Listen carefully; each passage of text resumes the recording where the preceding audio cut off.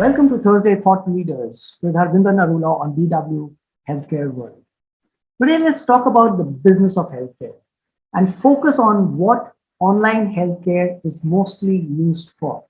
When it comes to women, it's difficult to find somebody that they can speak to in a safe and protected environment for things that they otherwise are uncomfortable to talk in person. One company that solves this problem is a company called Pinky Promise.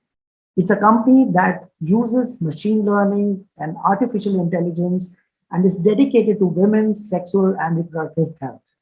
Today, let's talk to the co-founders of Pinky Promise, Divya Kamekar and Akanksha Vyas, who together bring their knowledge of biology and experience and AI and ML to have started Pinky Promise.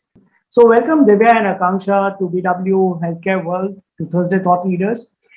Uh, Let me first begin by asking you, how did you even think about Pinky Promise? What got you motivated, and was there some kind of a personal experience, or was there some kind of a gap that you identified and there was a logical decision of starting Pinky Promise? So I think my motivation to start Pinky Promise actually didn't come from sort of an analysis of the market. It that happened later. I was doing my MBA at Wharton. I was actually in the second year of my MBA there after finishing about a decade of work in public and private sector healthcare consulting. And I was pregnant with my first child at that point of time. And that's when COVID hit. And I decided that I'm going to come home to India and deliver my baby. After I came, I actually started developing some complications. And because it was COVID, it was very difficult for us to go in person and see a doctor. So we started consulting online. I had access to some of the best gynecologists in Bombay. But it took me 2.5 weeks and multiple gynecologist visits to actually get a diagnosis. And when I got that diagnosis, I thought, wow, I could have actually received this on the second day itself if doctors were adequately assisted with the right technology and data, and if there was some sort of a mechanism by which all of my history could have carried through. Right, I didn't have to repeat a lot of the investigations. I didn't have to repeat a lot of the fact finding. I could have just very quickly gotten a diagnosis. And then I looked at the landscape of women's health companies, and I realized that a lot of people were trying to do something in this space. There was a lot of, but it was a lot of work on improving the experience, improving communities surrounding women, but no one had thought about it as a technology problem, as a core technology problem.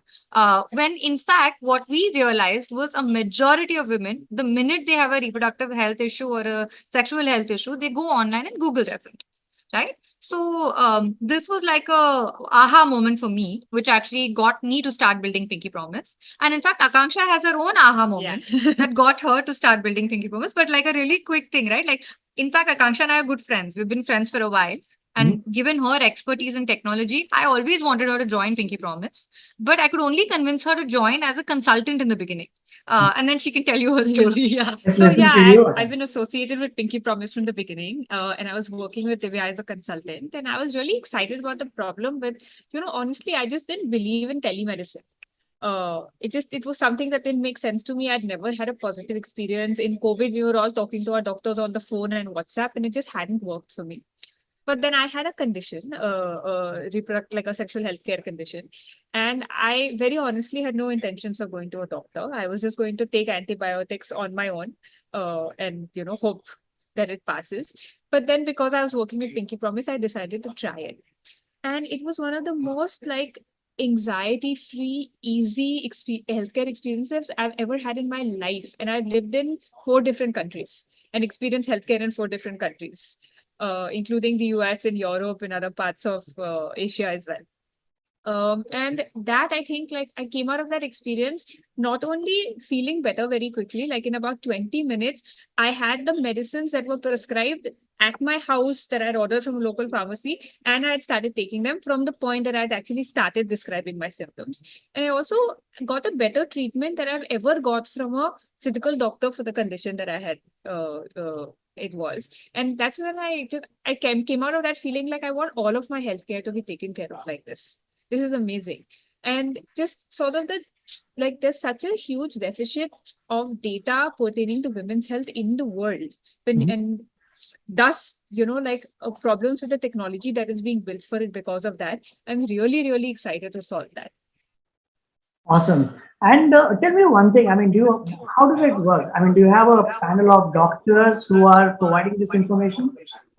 So I think the fundamental thesis that we have used in terms of how it works is two things. Number one, we realize that when it comes to gynecological care, women, to be very honest with you, women are not delighted at the prospect of talking to a doctor and describing their like history, their when was your last period. These are all very awkward and taboo topics to us. So we don't even talk to our mothers and sisters about it. Imagine talking to a third person about it. So that was one fundamental belief. The second fundamental belief is people don't like to wait. They want things instantly, right? Like care should also be instant. If you're getting a loan in 2 minutes, pre-approval, you're getting education on tap, you're getting groceries delivered to you in 10 minutes, why is your healthcare such a complicated affair? So what we realized was because women were already going online and Googling their symptoms and searching for it. In fact, in India, in a given month, reproductive healthcare keywords are searched more than 100 million times. We decided that a digital first solution is a way to take care of reproductive health care, sexual health as well. So on Pinky Promise, what it means is a woman can come to Pinky Promise any time of the day. It's 24 hours. And she gets in touch and our technology just immediately fires up and she can start describing her symptoms and her medical history in a very conversational manner. Now we have doctors on retainer at the back end who are actually reading this conversation. The questions are triggered by a bot, but they are aware of the questions that are being asked. So they're always in loop. So they can ask additional questions if they want to, whatever they want. But based on a woman's starting symptom and her medical history and things like that, there's a whole exhaustive set of questions that are asked to determine what exactly is going on with her. And that is our custom trained AI, which we've actually trained on more than 250 plus top medical protocols. So the same thing that a doctor at Mount Sinai or something in the US is trained on is what our software is also trained on. And after this, with the payment of just 99 rupees, this information is all sent to the doc who was on call at that point of time, including a prescription that the software has already built out, saying that for these conditions, these are the suggested medications, these are the suggested investigations and everything. So all the doctor has to do is actually verify that and send it out to the patient. For most conditions, in just about 2 to 3 minutes, you can go from having a problem and starting a conversation to actually knowing what medicines to take. And after that, for all the follow-up somebody may have, they can continue for 24 hours for free and then paid after that, right? To keep chatting with the gynecologist and asking all their follow-up questions. And the responses from the gynecologists are instant and empathetic because she is guided by a co-pilot that we have built, which suggests answers to her that she edits and sends forward. So we've used technology to actually do a few things, right? Like improve access, improve quality of care, making sure that no stone is unturned in a person's treatment. And finally, also to improve the patient-centric and empathetic nature of responses, questions that a person gets. And that actually ensures adherence and it makes sure that people are motivated to actually follow through and take care of themselves. So we've been able to demonstrate 4x industry average rates in terms of rates at which people adhere to the medications prescribed to them and the rates at which they feel cured of their initial symptoms at the end of a 10-day period. So, 53% of the women on Pinky Promise have never been to a gynecologist, and today we are their gynecologist. Yeah, for everything. Awesome. But do the patients actually get to speak with the doctor? Yeah, of course. What we realized is the initial symptom intake is very awkward. Like patients are not yet bought into, do I really want to talk to a doctor about it? So they have an option to chat with the doctor on text because nowadays everything is on WhatsApp. We're talking about young women, 18 to say 34, who are just used to everything on WhatsApp, right? So it feels the same way where you chat and you describe your symptoms in a conversational manner. And the way that questions are worded, including questions about contraceptive history, your last period, all of that is in a very sensitive manner. So that helps. It's a little bit faceless and that also helps. But the minute they go through, answer all this and pay, and a doctor is actually sending them the prescription and everything, they suddenly want to have a lot of communication with the doctor. So they can always convert that into a voice call at any point of time. They can continue to chat with their doctor on phone, because many of these women don't have privacy, and so they prefer chatting as opposed to a voice call. Yeah, there's actually just no space in their lives where they can have a conversation about such sensitive issues on the phone. And our reference point is a limited number of women in metro, right? In metro tier one India. But we are talking about Bharat as well over here. 70% of like the 100,000 plus women on Pinky Promise actually come from tier two and smaller parts of India. And so, we're thinking of their context as well. A chat based solution really makes a huge difference for them. And tell me And one thing, just sorry. one. No, I'm saying just one thing I'll add here. So before Divya started Pinky Promise, she did this really interesting experiment where she created a protocol and actually pretended to be a bot on a couple of Facebook groups. With due consent, of course, but we copy pasted the algorithm. Yeah, basically. so they felt like they were actually talking to a kind of bot, and then she actually called up every single one of those patients, more than 500 patients, and in a very empathetic way asked them the same questions. And we realized that women are more honest with like a faceless chat, which doesn't really strongly have a personal person associated with it initially, with for some of these sensitive things, and only when you can sort of build that trust do they start to open up. So because they are more honest, they trust the diagnosis that comes out of it more. Because That's they know that interesting. they have different That's a very interesting insight. And when you started Pinky Promise, were there some initial challenges, because this was a very different domain that you were talking of? This was, you are addressing conditions and situations where, like you said, women were not very open to speak or go to a clinic and meet a gynecologist face to face. Apart from that, with no history of doing, practice of gynecology, what were the challenges that you encountered, and what was something different that you did so that you were staying on course with what you were planning to do? I think interestingly, our biggest challenge was, I think the first thing was, what is it that women actually want, right? So before the current version of the app where you immediately get connected to a doctor and things like that, we had built out an early chatbot version of the app, because we assumed, after talking to a lot of women, of course, we assumed that nobody, in fact, if going to a gynecologist is so cumbersome, if it is so difficult, if there's so much of like hesitation and resistance, and there are not enough gynecologists. I think there are 70,000 plus or maybe 80,000 registered gynecologists in India today, right? If they're not enough for the 360 million women of reproductive age, then why are we even bringing a gynecologist to the loop? Let's build a system that provides a assessment, right? Like it's like it will go through all your symptoms and tell you most likely this is what you have, this is what you may also have, this is what you may also have, and give you information. So anyway, if women are Googling their symptoms and self-medicating, this could be a great way of, not even having a provider in the loop and giving people an assessment. And we were mistaken in how, Harbinder. After 10,000 women, like we spoke to every single person who used that alpha version of our app. And we realized very quickly that, hey, once they start opening up and answering questions about their symptoms and medical history, they are like, doctor किधर है? ठीक है, ये सब बहुत अच्छा है, मुझे समझ में आ गया, but आप डॉक्टर से दवाई लिखवा दो ना, please. That's what we heard, right? So then we were like, oh, great, like we need to bring a doctor in the loop. So then we built out a system that brought a doctor in the loop. And then the next question that we had was, this is a completely new landscape. No one has built anything like this. And so how are you going to trust, how are women who have never been to a gynecologist, first of all, right? Second of all, who are not comfortable talking about these kind of things. And thirdly, who have never paid online for a digital service. So 74% of women on Pinky Promise, out of like around 10,000 women that we sampled, 74% of them have never paid online for a digital health service ever before. And 53% have never been to a gynecologist before. You are telling them, come chat on our app with a doctor who you've never been before, and trust that she's going to be nice to you, and get a prescription that is on a PDF, and take the medicines and get better, and then come back to us again. That is the viability of the business model, right? We actually had to test out all of that, and that was interestingly like a lot of product innovation has gone into it, because what we are today at a point where more than 100,000 women have used our app. We are one of the most downloaded women's health apps today and rising very quickly. We have done it at a minimum cost of 20 rupees per user. So it's really, really like cost effective. And what we have also been able to demonstrate, sorry. What we've been able to demonstrate is that 91% of women have actually adhered to their medication. They have taken their medicines, and 84% of them actually feel better at the end of a 10-day treatment period. And the interesting thing is, we are talking about, we only had one time issues in our platform for a very long time, like a singular missed period, a urinary tract infection, a vaginal discharge problem. And we found that, how often do these things occur? They happen at maybe once a year at max, right?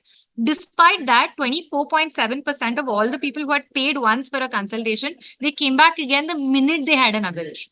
And that is what gave us the trust that, okay, you know what, we are onto something. Let's scale this up. So, Harvinder, I'll maybe add something, right? So, you're talking Yeah. about early challenges. So, I think one of the great early challenges we had is we launched an MVP, which just had 3 issues. And the idea was, like Divya said, right? Like, we have this really cool business model in mind, but will it even work? Like, will people come and pay? Will they trust the prescription? Will they come back? Because the idea is that the 99 is a way for you to come on the platform and start trusting us. But then you look at the lifetime of the customer, right? Like 99 is not going to be a viable business. The viable business is going to be how you can Like treat customer lifetime value. customer Correct, lifetime yeah. value. So it was just to prove that out so that we could expand to issues and actually roll out those offerings.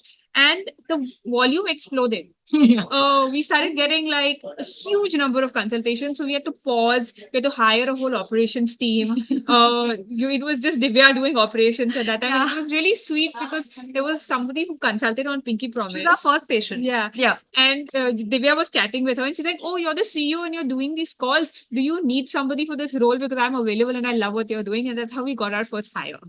So Awesome. it's been an interesting growth That was journey a for great us. problem. Yeah. But Yeah, quite a challenging one to deal with. And I think another challenge, of course, is the fact that we were sitting on a graveyard of supposedly femtech companies, right? Which had not done very well and had not scaled. Parenting platforms, women's health platforms, period tracker apps. And so to build investor confidence also, we had to do a lot more than is typically the case. And so what we did was we operated in a very first principles manner. We were like, what are the different things that we need to prove out really quickly for us to build our investor confidence, right? We had to prove that women we're able to acquire at the top of the platform for cheap, at the top of the funnel for cheap. We proved that out. The second thing is people who came for free to download the app are then paying immediately. We proved that out with a 12% conversion rate. The third thing we have to prove out is if they are paying a small price of 99, they can then pay a lot more once you build trust with them on the platform. But you also can't invest a lot of money building trust. So the product has to really work. So we proved that also out. So it's taken us a while to actually prove out all these different things to make sure that this is a viable business.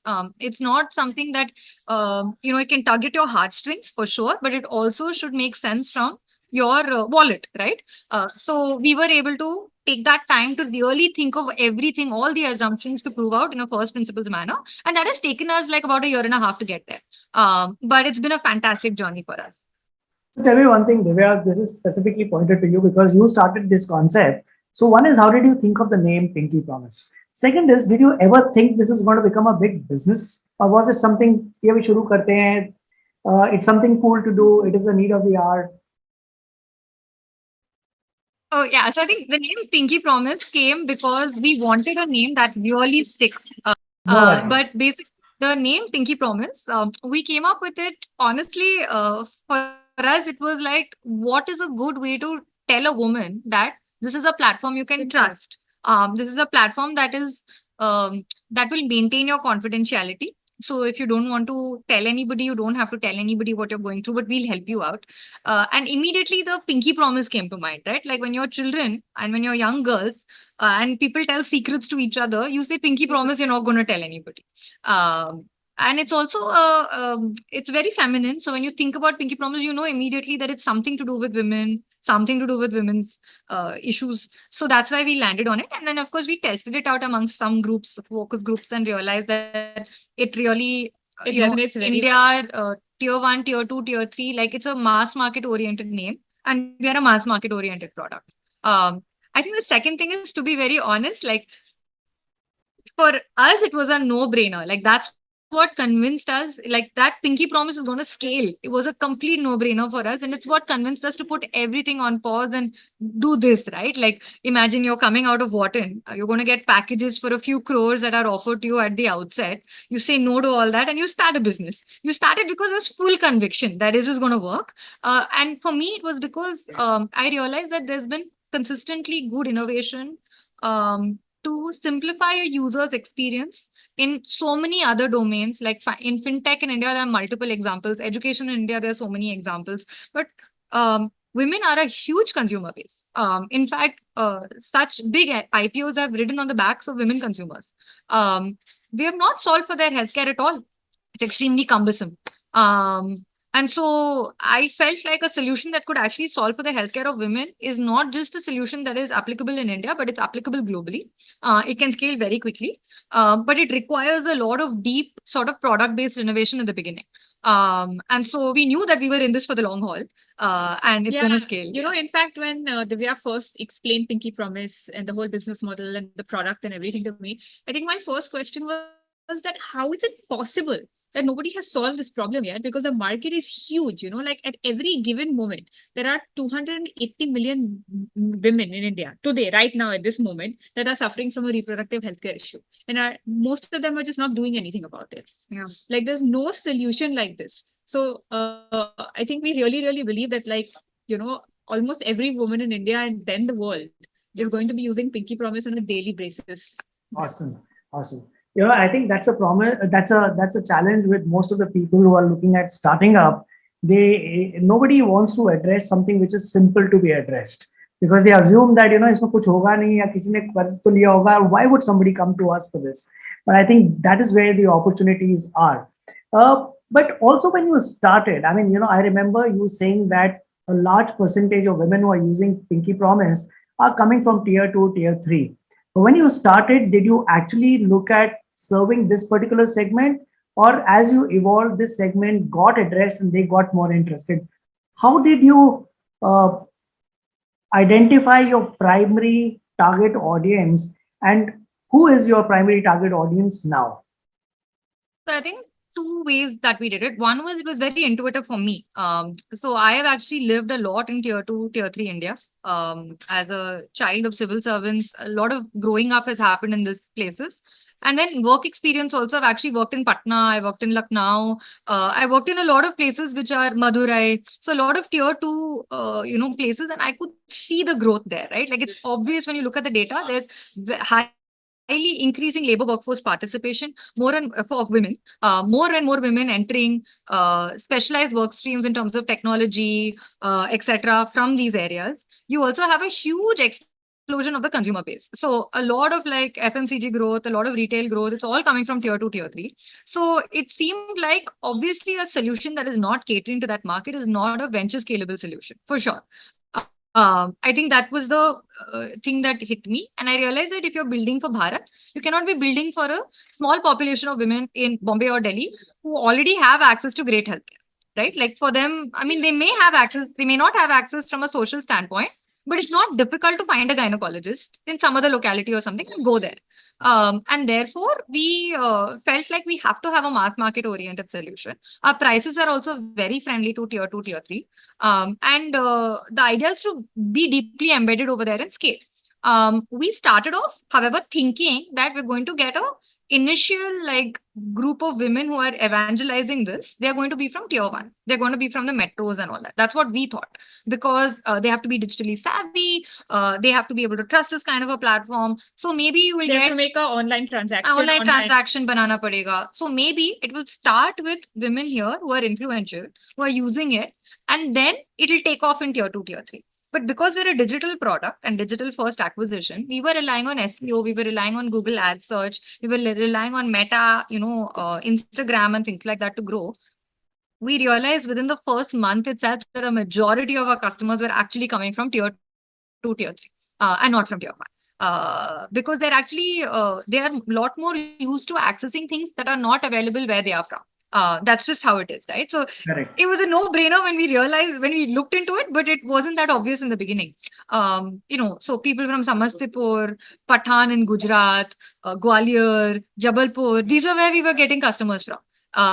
And so then we focused our strategy on that audience only. And it continues to be like our core because it's a huge market to penetrate. So our target audience are women between the ages of say 18 to about 34, belonging to tier 2, tier 3 largely, but also from a in a tier 1 area having that tier 2 type of profile, because there are a lot of these kind of pockets, and that's who we cater to. And we look at women who are too busy to go to a doctor in the first place, newly married women who may be in a new social environment, who may be getting sexually active, for example, and require a gynecologist support. We look at women who are young college students and all that, who are experiencing hormonal difficulties, urinary tract infections. These are the kind of audiences that we do cater to. Awesome. It is also the segment because if you look at Bharat, and you especially go into the interiors of rural India, you realize that women health is anyways ignored. I mean, because they're not seen as the bread earners, while they may be, but they're not seen or recognized as bread earners. So, the healthcare for them is not a priority. I'm so glad that this is changing and people are, taking attention of this. At least the women are taking attention of this. But tell me one thing, there was a time when you would start a business and then it evolves, it takes off, and then you start looking at building a brand. Today, when we're living in a digital age, especially in the world of Instagram and TikToks, it is important to start looking at branding from the very beginning because there's a connect that you need to establish with the audience. How did you develop your brand strategy for Pinky Promise, and what differentiated you, or how did you want to differentiate yourself from anybody else who was doing this or could start doing this? And when you tell me about this, also focus on how do you ensure that this differentiation will remain relatable in the future as well. That's a pretty hard question because if you look at our story, right, none of us actually come from a marketing background. So this whole brand building, especially when you're bootstrapped and you're, using $1,000, $2,000 to build your product, brand was very important to us because we realized that we have to build the market as we scale up. This is a very new service. Something like this requires a lot of trust to be established upfront. Women need to really trust you to then commit information to you and say that, okay, I will consult a doctor on Pinky Promise. So I think that brand building and was very important. So the way that we build brand, and that is our expertise, right? We give you quality evidence-based care and we give it to you in a very affordable manner. We used content as the way to drive brand building effort. We would, for example, look at all the big questions that were searched on the internet by women for their sexual and reproductive health concerns. And on Instagram and using articles on our own website, we would actually address that. And we would work with doctors to provide answers to those questions, right? So all the other brands were working with influencers, they were working with other people, but for us, it was not that, right? Like we are the authority, we are the evidence-based authority when it comes to reproductive and sexual health care. That's how we wanted it to be. Not that we are working with somebody who is. So we have our own doctors giving information. In fact, our medical director, Dr. Rima, she's the one who appears in a lot of these reels herself. Giving out videos about different issues, talking to the common concerns that women face. And we use that as a hook to take them onto Pinky Promise, right? Like, for example, if these are the 5 symptoms that you are facing, these are not to be ignored, right? Like, please come so that a doctor can take care of you. So it's a good, like, bite-sized hook to get women to, first of all, pay attention to their health, and second of all, trust you. I'll Yeah. just maybe add one thing here, Harvinder. So you were asking, right, on sort of what differentiates us from a branding perspective. So I think there's 2 things. One is that a lot of the other companies that are working on women's health are looking at experience and doing some really great things in improving the experience. But for us, we realized that experience is not enough. We also have to improve outcomes. And that's like our entire communication is also focused very highly on the fact that we are going to improve health outcomes. But we were also operating in a space that nobody had, like, there was no playbook to follow even in terms of brand building, because there's no other player like this in a women's health space. So what we actually did is talk to our customers, understand what they search for, what they look for, what motivates them. So I think that we are a team of 6 people, and I think all of us to date have talked to more than 50,000 customers. Yeah. And that is something that I feel like will be very hard for somebody to replicate. That will really, because we are going to continue to do that. And just, Awesome. because that's who we will learn from at the end of the day. But tell me one thing, how do you approach product development and innovation? Because as and when you grow, पहले तो सब कुछ अपने आप होता है. You speak to them, you find out, and I've been through an entrepreneurial process. So every person that you show your product to, they'll come back and say that, listen, I saw this somewhere. Why don't you do this? This is super cool. And you're very excited about it, and you start working on it, only to realize, while this is cool to have, but this is not important for my customer. How do you now approach product development and innovation at Pinky Promise so that you remain relevant to what your audience is looking for? And are there any examples of a product or services that particularly excite you today, that this is what I want to do, or this is what I want my customers to experience on Pinky Promise? No, that's a really great question. So I think there's two things, Arvinder. One of our core philosophies, and I think it's both in Divya and my DNA, and so also in the DNA of Pinky Promise, is that we always do everything manually before we build any technology for it. We don't write a single line of code till we have proven out that something works manually. And so when we started the base app of Pinky Promise, she was pretending to be a chatbot. When we It's usually the other way around. You see, chatbots designed in a way that they pretend to be a human being. I pretended to be a chatbot. Correct. When we launched an MVP with 3 issues, and we were manually doing all of the other issues, proving out the strategies and market for it. And then last March, we expanded to 97% of issues. Similar approach with chronic care, right? So everything that we do it manually first at a small scale. That helps with 2 things. One is is this important to build? Is it going to contribute? Is it the biggest thing that we need to, and most important thing that we need to be building right now?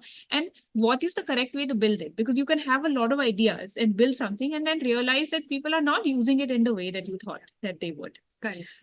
So I think that for us, from an innovation perspective, that is the biggest thing. I think just kind of extending that, right? Something that we realize is that in a startup of our size, our most valuable resource is time.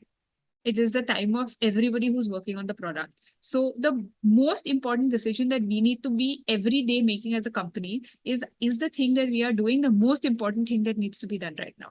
Because that is not that if you make that decision incorrectly, then what you're losing is much bigger.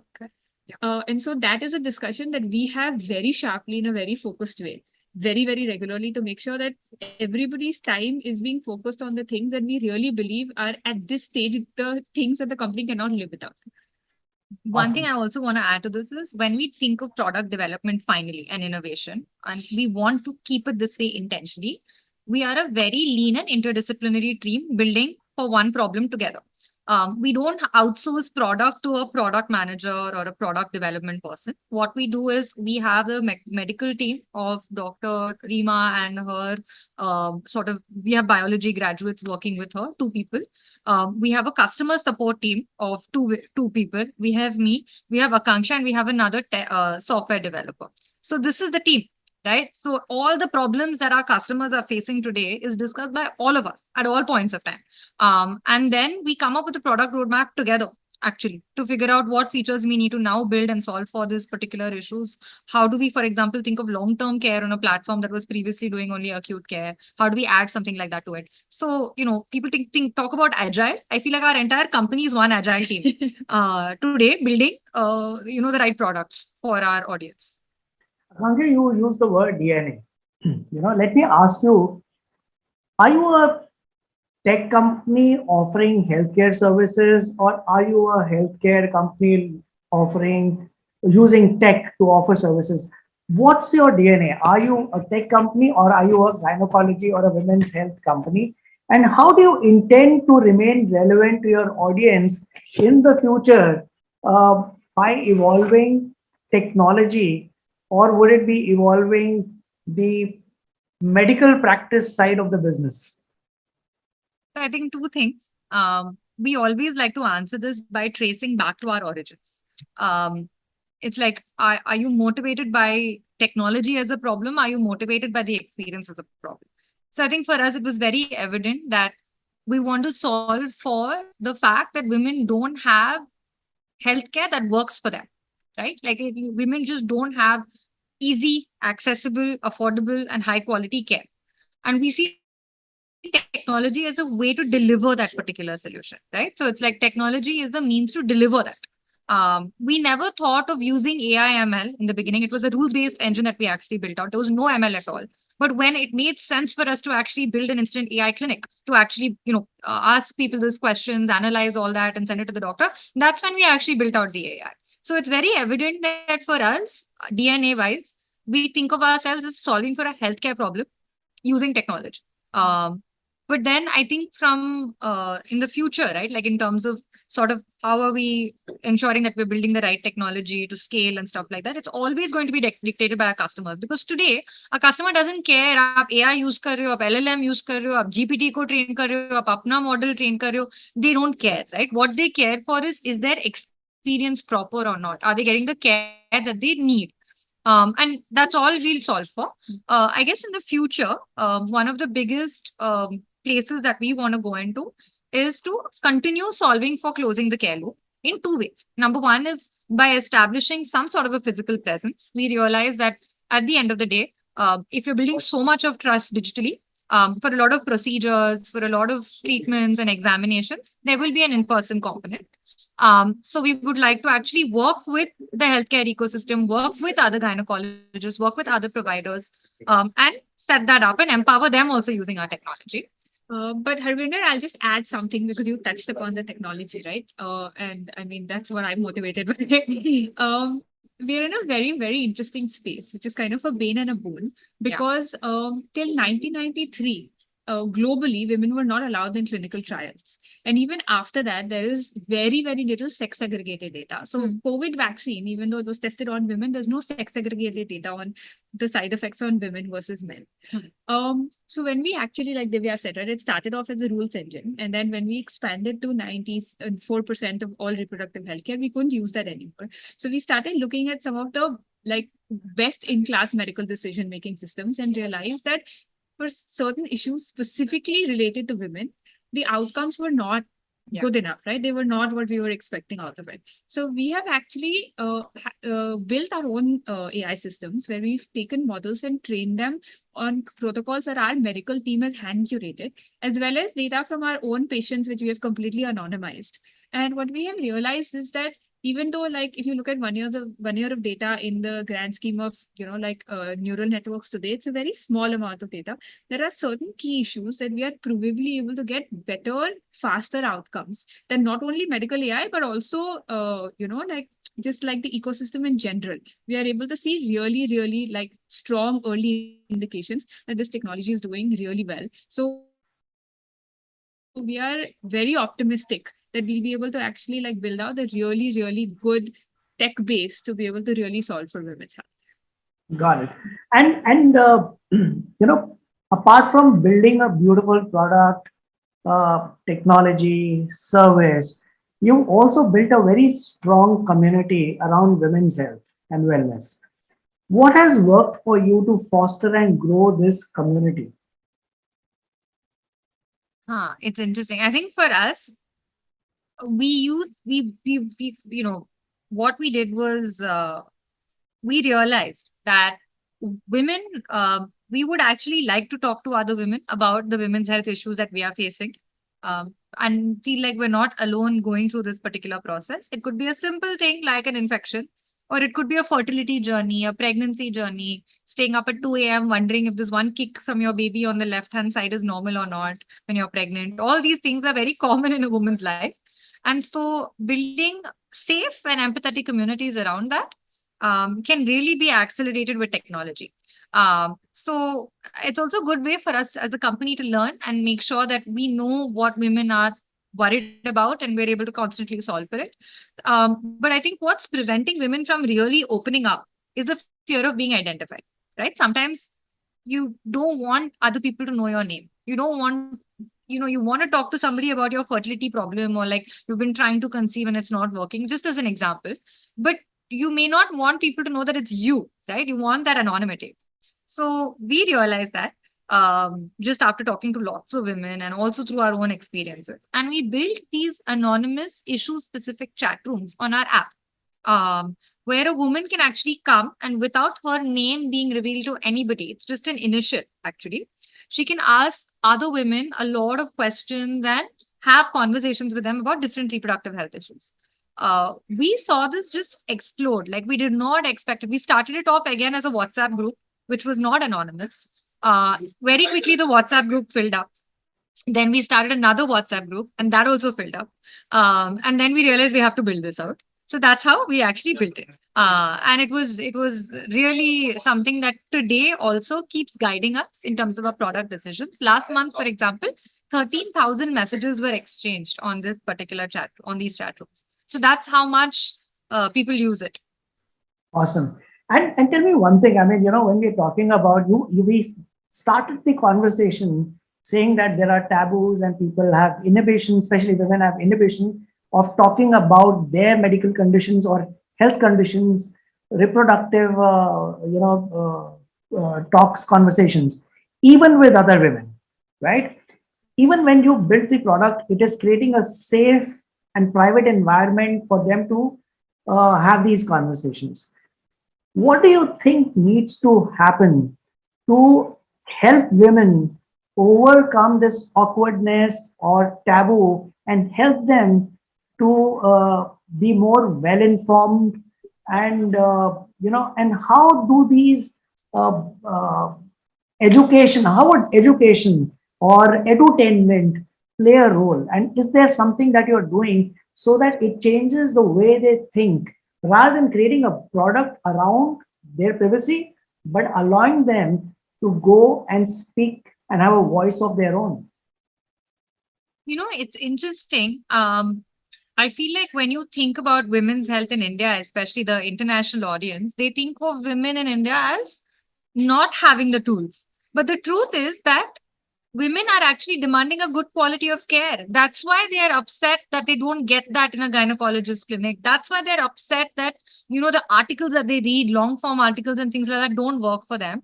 And that's why when a product like Pinky Promise is existing, people take to it. What we realize is that therefore the other way around, like women are well informed, well educated. They have all these OTT platforms, and they're on Facebook, on Instagram, on Netflix.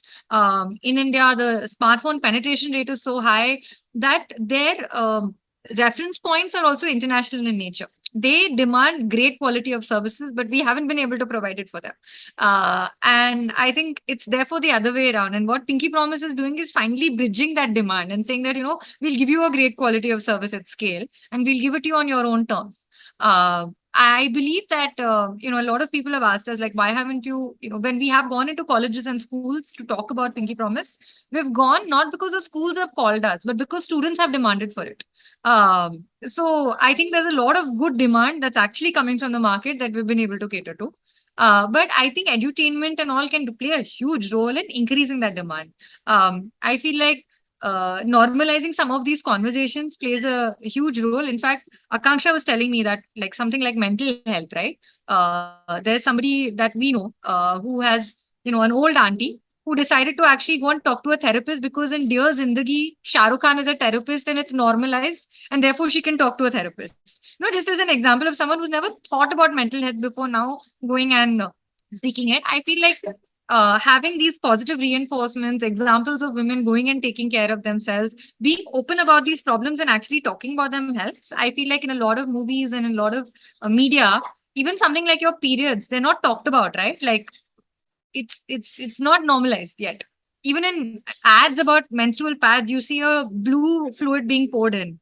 For the longest time, I didn't know that a pad is for menstrual blood till I got my periods. So, these kind of things are still like we're very behind. And once we normalize it, people will start taking care of themselves. Yeah. And I think Harvinder, like just to extend that, right? Like to make women comfortable with actually talking about this stuff, we need to create spaces where they are, which means that men also need to start becoming comfortable talking about this stuff, or at least listening to it. Listening, yeah. As the first step, which we are not there today. I totally agree with you on this. You know, tell me, what are the plans, future plans for Pinky Promise? Where are we headed? I mean, you know, what would Pinky Promise be in 5 years from now? And the reason I also ask you this is because, you know, this is a platform where there's a certain level of personalization which is required, because it's like this service is for me. I need it, and I have somebody sitting there who's caring about what I need. Okay. But this also is counterproductive when it comes to scaling the business, if you look at the business point of view. So tell me what Pinky Promise will be in the next 5 years, and how are you looking at scaling without compromising on the personalization that the platform offers? I think let me answer the first part in terms of in the next 5 years. We actually are very ambitious. In the next 5 years, we think Pinky Promise needs to be on every woman's phone in the world. And in the next 1 year, we want to be able to very quickly scale up to about 1.5 million women in India who have used Pinky Promise for their reproductive health care. We are in the process of actually launching our own nutritional supplements as well as long-term care on our platform for issues like thyroid management, PCOS management, fertility journeys, pregnancy, etc. Because till now we were focusing on sort of acute conditions. But in terms of, I think, scale journeys, right? Like we want to make sure that we're able to maintain personalization, quality at scale.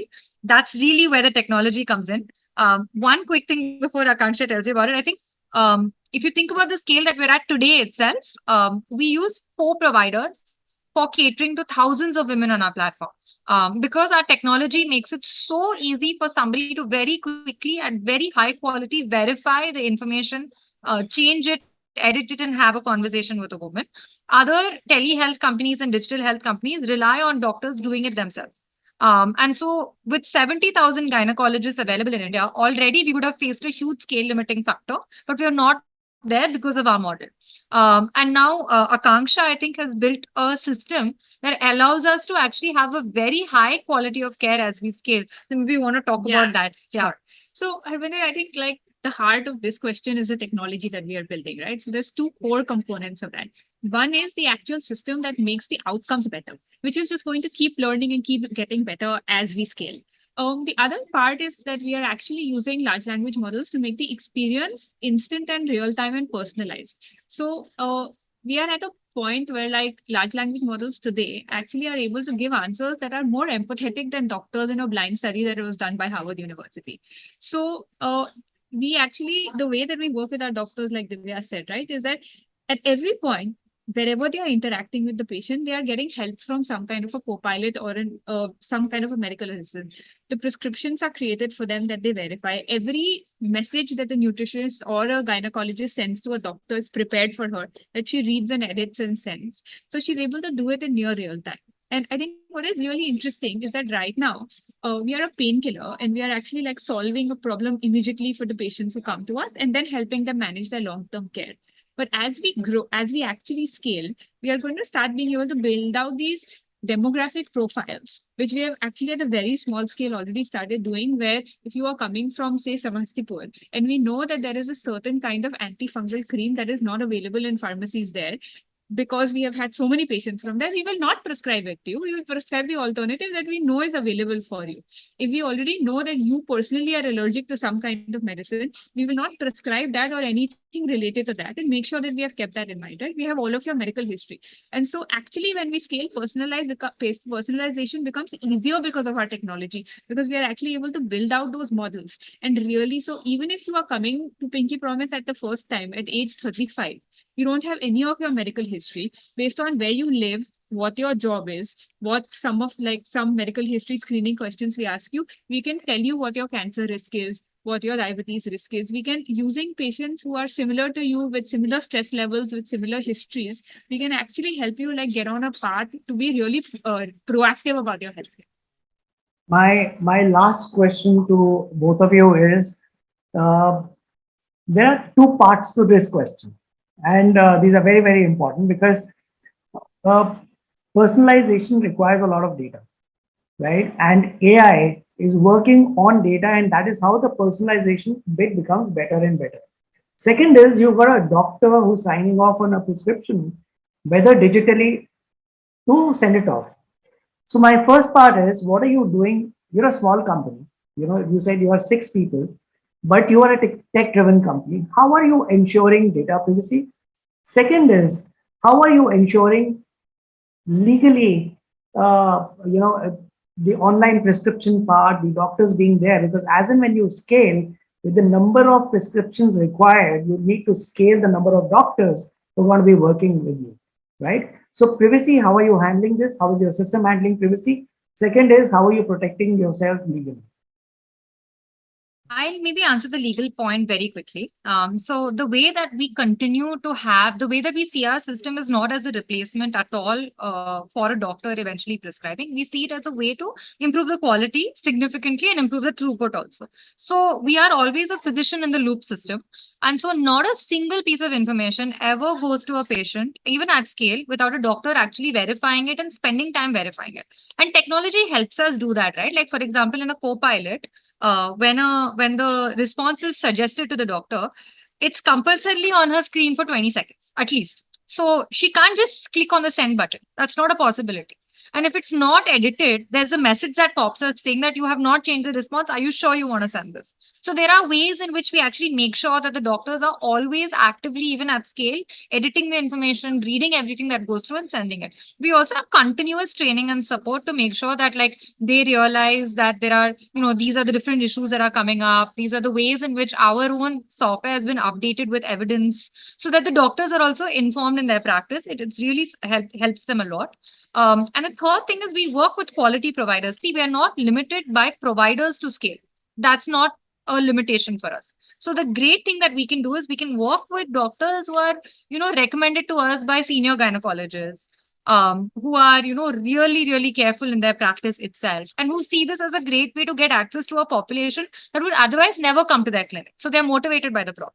So that really helps us. And when you look at all the IMA guidelines, Indian telemedicine practice guidelines, you look at all of these sort of rules and regulations also. Everything that we do is very firmly compliant there in terms of assisting our doctors to make better decisions, which is sort of how we are legally always de-risking ourselves.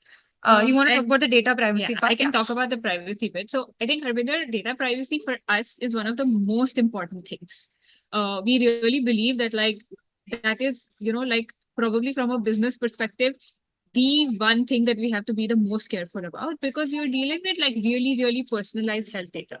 So to start with, we are definitely compliant with any data privacy laws that exist in India. But we are actually, we realize that we have to go above and beyond that. So we are actually working with some of the international frameworks, HIPAA particularly, and following those guidelines in terms of data privacy. So what that includes is that any personal patient information only the doctor has access to, like any medical information that the person says. Within the company, any information that people have is on a like least minimum need to know basis. Like what is the minimum amount that you need to know to be able to do, deliver effectively. So we have a lot of key information kind of hidden even from the internal team, even from like other doctors that are doing reviews. They will never see any like PII data or any personal identifying data of the patient. So even though we are right now too small to actually get these certifications, we have built in a way that we are going to be compliant with all of these protocols going forward because this is just really important to us. Like we realize that from a business risk perspective, this is one of the biggest ones and we have to be very sure. Awesome. Divya, Akanksha, this has been, far more meaningful conversation than I had envisioned it to be. Beautiful conversation and an amazing service that you guys are offering. And what a beautiful way of using technology, not just to serve the customers, but also to build a community, which is going to be more empowered one. So beautiful work.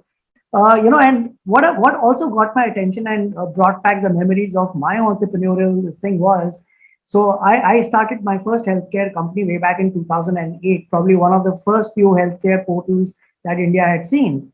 But what you said initially was that how you built your business was when you were listening to your customers, you were speaking to them, and they told you what they needed, and then you use that to let your product evolve. That's a very beautiful thing. I think so. The reason I'm picking this up is this could be useful to know for anyone who's building a healthcare startup. Second is, to understand what is the pain area of your customer.